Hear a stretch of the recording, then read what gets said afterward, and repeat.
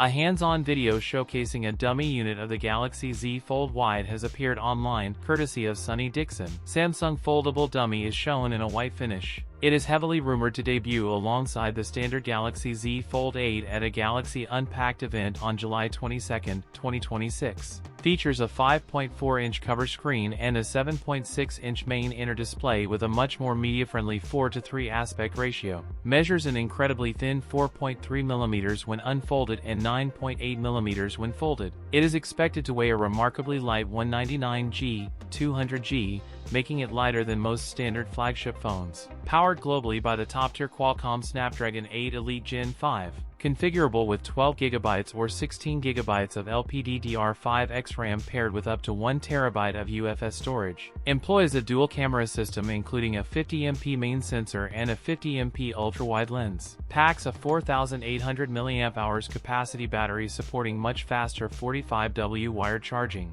That's it for today's video. If you enjoyed it, don't forget to like, comment, and subscribe for more content. Thanks for watching, and I'll see you in the next one.